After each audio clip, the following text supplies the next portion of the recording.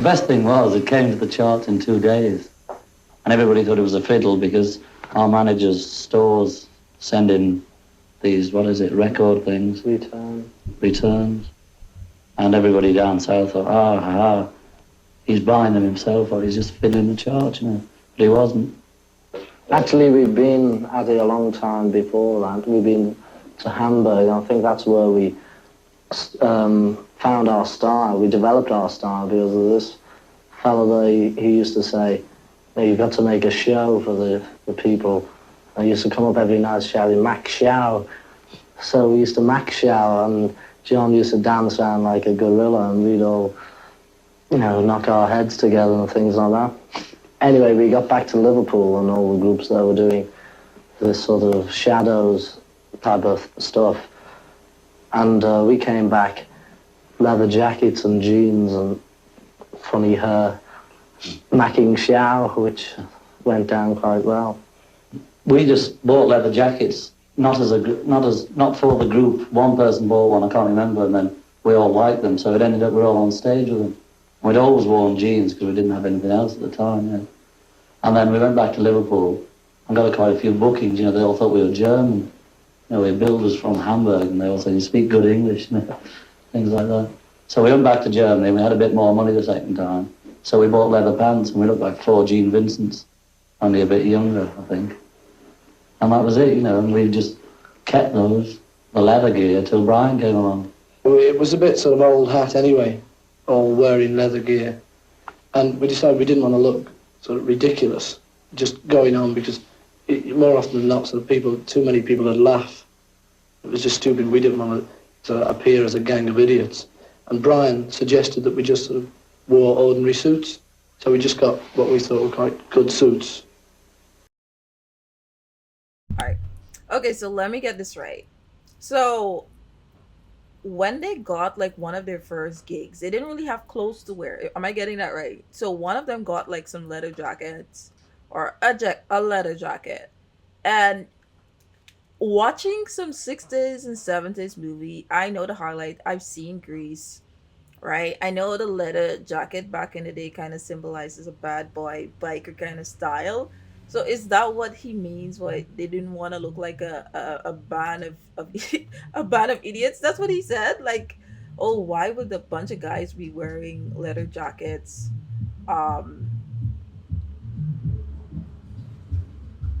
Just waiting for that to pass. Why would we, who are not doing rock or hard rock at that time, or the type of rock that they may have considered doing, why would we wear this? Let's just put on a suit and go with the flow. Is that what I'm hearing? Is that what I'm hearing? And the interesting part about this, listening to them speak, because I don't think I've really, really listened to them speak, especially during their younger years when they're doing interviews. I am just so fascinated. Is this what they actually sound like? I think Paul McCartney's voice is kind of okay, I didn't. Your voice is so soft and tender. And then when I'm listening to the other members, I'm just yo, everybody has such a different tone. It's just really wonderful to listen to. Marty says the ads again? No way. Oh my gosh. Every time? Let me see about that. Turn that off. I'm so sorry, girl. I didn't even realize. I did not even realize. I'm so sorry. Oh, okay. Just got rid of the leather gear. That was all. Got rid of the weather gear. That was all your idea. Paint. Oh yeah, I have my pencil. What? So your idea was pinched anyway. Oh yeah, I had my pencil pinched anyway. We didn't laugh at him in Liverpool. We do like the fans and enjoy reading the publicity about us, but from time to time you don't realise that it's actually about yourself. You see your pictures and read articles about George Harrison, Ringo Starr, Paul and John, but you don't actually think, oh, that's me that I am in the paper. It's funny. It's just as though it's a different person. When we go home, we go in early in the morning when we finish the job, and the kids, they don't know you at home. But if they find out well, where I live, they get the drums out, and beat it out because it's a play street and, there's no traffic or nothing bothering them. And once when the boys came for me, they popped in to see my mum and my dad, we had to go out the back because, there's 20 or 30 outside. And they wouldn't believe me, mother, they'd knock in saying, can we have their autographs? So it built up, so much. There was about 200 kids all around the door. And they was peeping through the window and knocking, In the end, my mother was ill, she was terrified out of her life, just all these kids and boys and girls and that. They send us a lot of jelly babies and chocolates and things like that. Because somebody wrote in one of the papers about presents and things that we had given to us, and John said he got some jelly babies, and I ate them. But ever since that, we've been inundated. We had about 2 ton a night. What the heck is a jelly baby? Like, I've never heard about that before. Marty, are you there? I gotta Google this. A jelly baby? Jelly baby. Jelly baby. What the heck is that? Jelly babies are the type of soft sugar jelly sweets in the shape of plum babies, sold in a variety of colors. Okay. I've never had that. I have never had that. That is impressive. They're candies. Okay. Impressive. Looks just like babies. Jelly babies. But the main trouble is they tend to throw them at us when we're on stage. And once I got one in my eye, which wasn't very nice. In fact, I've never been the same since. It all sounds complaining that, we're not. We're just putting the point is that, it affects your home more than it does yourself, because, This green screen is. What does it look like? I got like some kind of diamond in my teeth, y'all. Nothing is perfect. I'm gonna stop smiling. I'm done. know what to expect. But your parents and your family, they don't know what's happening. How long are you going to last? Well, you can't say, You can be big-headed and say, yeah, we're going to last 10 years. But as soon as you've said that, you think, we're lucky if we last 3 months, Well, obviously we can't keep playing the same sort of music until we're about 40, because when we're sort of old men playing From Me to You, nobody's going to want to know at all about that sort of thing. So, we've thought about it, and probably the thing that John and I will do will be write songs as we have been doing as a sort of sideline now. We'll probably develop that a bit more, we hope. Who knows, at 40 we may not know how to write songs anymore. I hope to have enough money to go into a business of my own by the time we do flop. And, we don't know. No, not the Beatles thinking that at some point in their life they're gonna flop. It is the cycle of life. It is the cycle of life, unfortunately, but now being in 2025 and looking back at a band that came out 1960s, how crazy it is that their reputation has lasted so long, that when somebody asks you, oh, do you know the song by the Beatles, and you don't know, people look at you like you've been living under a rock. And that has been the case for me, whereby I did not know the Beatles before, starting this journey. And for them to even say, yo, we're gonna, you never know when you're gonna flop. So, like, I hope by the time we do flop, we gain enough money to probably, like, become an entrepreneur or start a business. Like, that is insane to think about. A band that has lasted throughout decades, like, they're so big. To say that is just crazy. Right, Marty. Marty says, like, seeing them actually doubting themselves. It's just, like, crazy. Like, what do you mean you're the Beatles? You're doubting yourself? I thought, like, even I doubt myself sometimes. And I look at other people when they doubt themselves. And it's like, no, you're not supposed to do that. Because you're putting that, whatever doubt, you're putting that into reality. And then sometimes I still end up doubting my capabilities or myself as well. So I can see how that is possible. The Beatles doubting themselves. It just gives you such a personalized view of them instead of just reacting to the music, whereby you see them as this fascinating band, but now you see them as individuals, as people with, personalities and weaknesses and confidence and all these different emotions, which is just so cool to see. It may be next week, it may be 2 or 3 years, but I think we'll be in the business either up there or down there for at least another 4 years. Oh, yes. I've always fancied having a ladies' hairdressing salon, a string of them, in fact, and trot round in my stripes and my tails, Like a cup of tea, madam? Gorgeous George. George, how did you feel when you were in a plane and the door flew? Cold.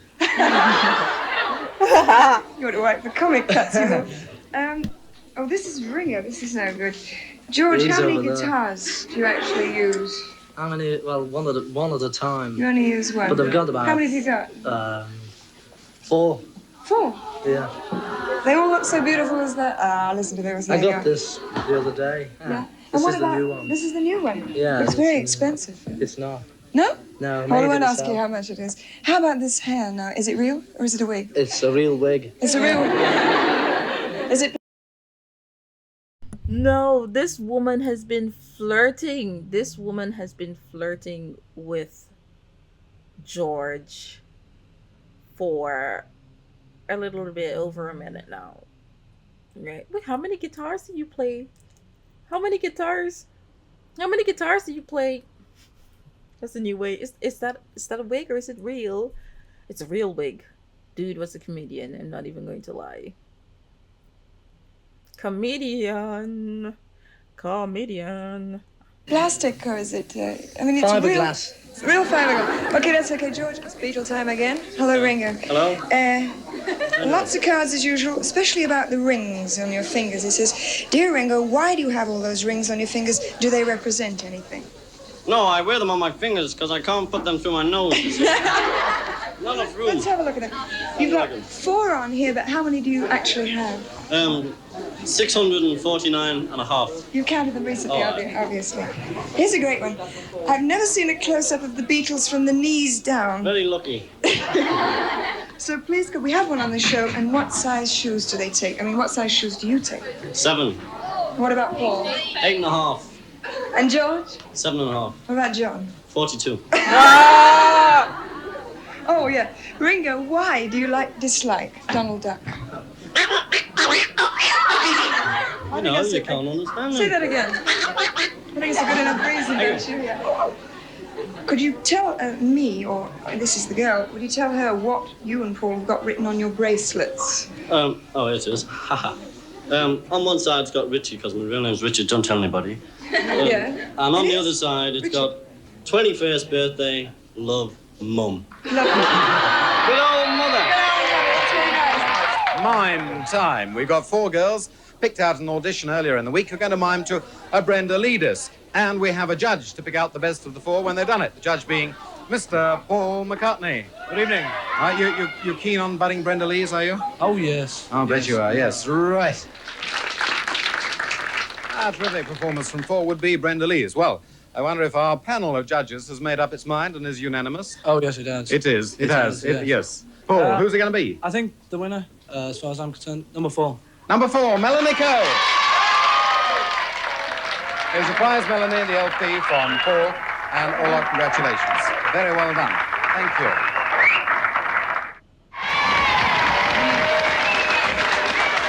Hello, Paul.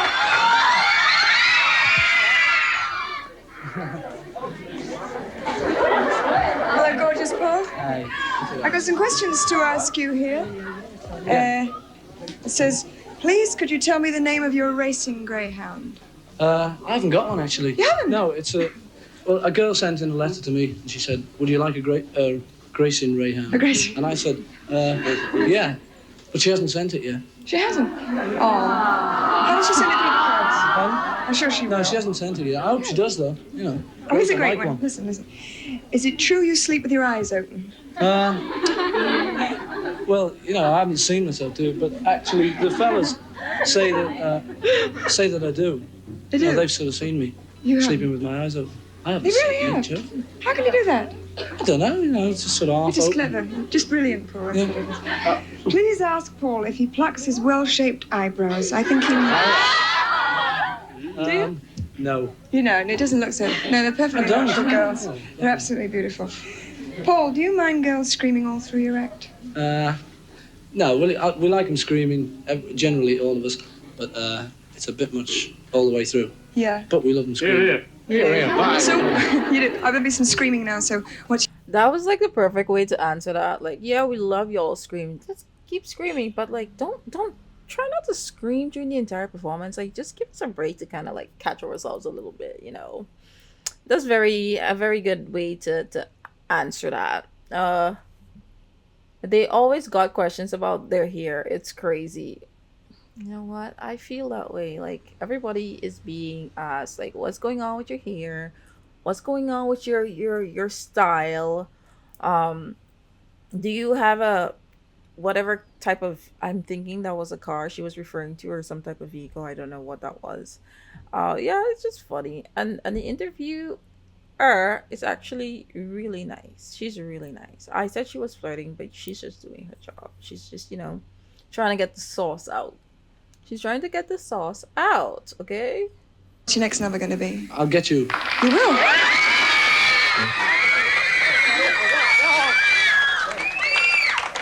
Last week, we promised to send LPs to the senders of the 3 best questions for the Beatles. We'd like to send the top prize to the sender of this outfit, but in fact, we haven't got a name and address to go with it, which is a pity, because it's a terrific effort. Ringo, could you hold the other end? Mate, thank you. It says Beatles across the top, and then it says John and Paul and George and Ringo, and every card has got a different question on it, which I think is a terrific effort, don't you? However, we have got the name of Jennifer Fortnum of Eghamswood Road, Beaconsfield, who would like to know. Could you tell me what the Beatles would prefer to do? Have a night out with Bridget Bardot or £1,000? Paul? A night out with Bridget. John? £1,000. Ringo? Bridget. George? Both, please. Both! I'm not surprised. You got the right idea. You could teach these other guys something. Another question. He's older than you. From Celia Johnson of Stanley Avenue, Wembley, could you ask the Beatles their views on dialectic materialism? Paul? What? Ringo? What's that? George? Yes, I enjoy it. You enjoy it. John? Well, I've been thinking about this one. The 19th century political theories, Marx and Hegel, involved a theory that the head-on clash conflicting ideologies produced a state of temporary equilibrium until threatened by the next stage in political thought. In my opinion, the ultimate validity still has to be tested. Yeah. Okay, so these guys clearly had a sense of humor, major, big sense of humor. And now that I'm getting to see their personality, I am really loving who they are. I love them. Who they are as individuals, as well as who they are as a band together. Okay, so the interviewer is actually Dusty Springfield. She was a great singer too. Yeah. I gotta probably quickly Google her one of these good days. Well, probably I'll try after these interviews. Yeah, that was a very good interview. I didn't know they were like that funny and jovial. Like, did not know about that. Alright, so we're gonna move on to the next interview, which is the Beatles' Rare Interviews. This was posted 16 years ago, and it's still on YouTube to a day like today. So